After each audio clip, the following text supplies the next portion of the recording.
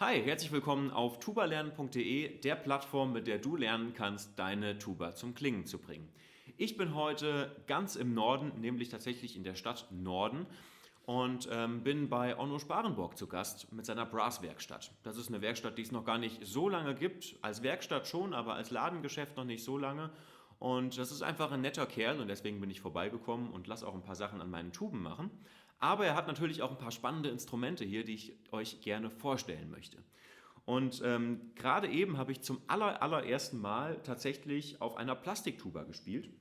Und das hier ist eine Tuba, die bei ZO hergestellt wird, in dem Fall eine Classic Cantabile. Und das ist eine Tuba, die komplett aus Plastik ist, nur das Mundrohr und die Maschine, die sind eben tatsächlich aus Metall gebaut.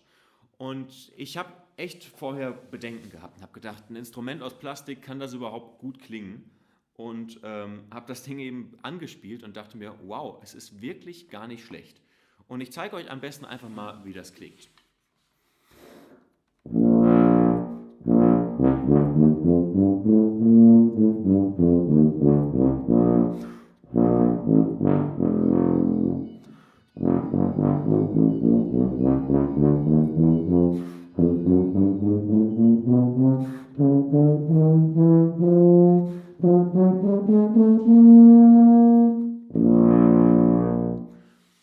Also man merkt, obwohl das wirklich ein kleines Instrument ist, hat die einen echt großen Sound. Und sie ist wirklich leicht, sie wiegt unter 5 Kilo und ist natürlich auch sehr, sehr günstig, weil Plastik natürlich auch einfach ein günstiger Werkstoff ist und weil da natürlich auch keine Handarbeit drin steckt. Also hier kriegt man tatsächlich ein Instrument für ungefähr 1000 €, was ganz okay klingt. Also wirklich gar nicht schlecht. Und wenn ich das vergleiche mit anderen Instrumenten in dieser Preisklasse, wenn ich jetzt eine billige China-Tuba nehme, die eben aus Metall hergestellt ist, dann muss ich echt sagen, dass das teilweise besser ist. Die Ansprache ist total einfach. Es gibt einen kranken Ton auf dem Instrument und das ist das kleine S.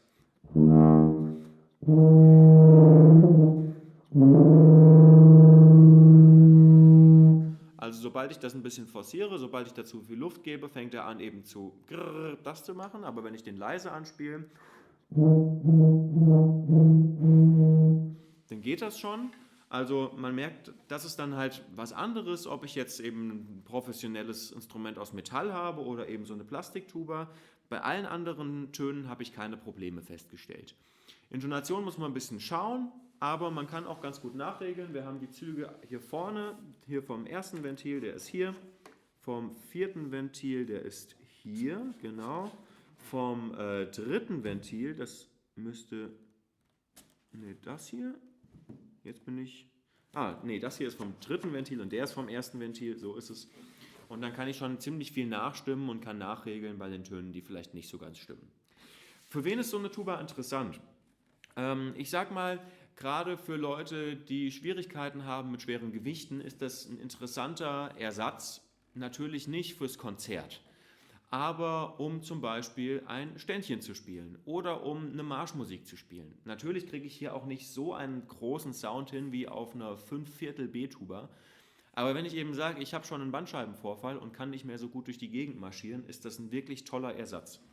Dann hänge ich mir das Ding auf die Schulter, es wiegt wirklich vergleichsweise fast nichts, es ist wie ein leichtes Tenorhorn und klingt wirklich schon echt recht groß.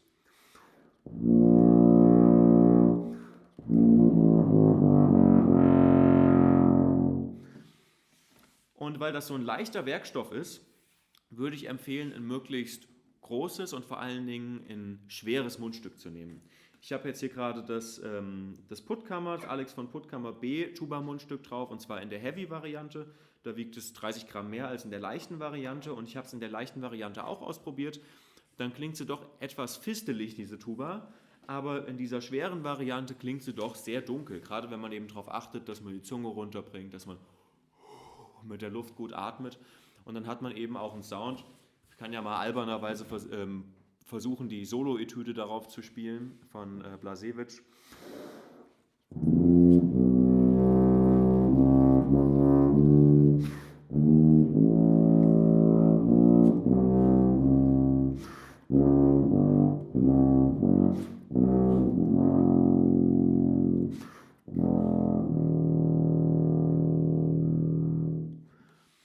sich Mühe gibt, kriegt man da eben echt gute Klänge hin. Einen kleinen Schwachpunkt gibt es noch, wenn ich sehr, sehr laut und so richtig bratzig spiele, dann merkt man, dass die Töne am Ende immer nach oben abhauen. Aber das ist ja auch wirklich was man selten macht. Und wenn man wirklich so spielt, dann vielleicht irgendwo in der Karnevalskapelle oder in der Guggenmusik. Und da geht es jetzt dann doch nicht ganz so viel um die 100% korrekte Intonation. Aber um euch das zu zeigen, ich gebe noch einmal richtig Gas.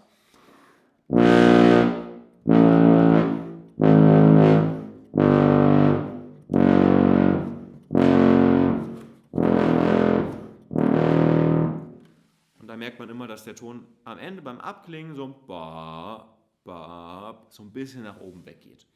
Aber das ist nun wirklich eine Kleinigkeit dafür, dass man hier wirklich ein sehr, sehr leichtes Instrument für sehr wenig Geld hat.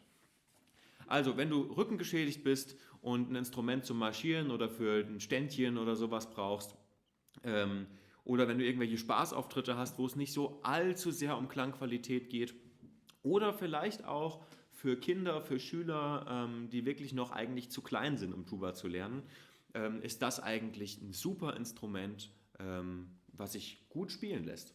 Also ich kann das nur empfehlen. Natürlich, wie gesagt, nicht fürs Sinfonieorchester, nicht total professionell, aber es ist doch ein Instrument, ihr habt es gerade gehört im Klang, was wirklich in Ordnung klingt und was sich sehr, sehr gut spielen lässt. Über die Haltbarkeit kann ich natürlich nichts sagen. Ich habe dieses Instrument gerade zum ersten Mal in der Hand und ich weiß nicht, wie das sowas nach 5 Jahren aussieht, wenn man 5-mal irgendwo gegen eine Wand gestoßen ist, wie sich das dann insgesamt verhält. Aber wie gesagt, bei dem Preis kann man ja eigentlich auch nichts falsch machen. So, wenn ihr Fragen dazu habt, dann schreibt einen Kommentar unter das Video und ich würde diese Fragen auf jeden Fall an Onno weitergeben.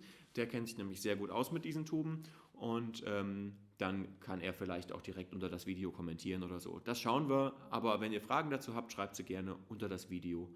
Und ja, dann sehen wir uns nächsten Sonntag wieder und vielleicht schon da, vielleicht aber auch demnächst werde ich noch was ganz anderes vorstellen, was hier auch gerade angekommen ist als Paket von DHL. Und das ist nämlich auch eine sehr, sehr besondere Tuba, auch eine ziemlich lustige Angelegenheit. Ja, bis dahin viel Spaß und viel Erfolg beim Tuba üben und tschüss.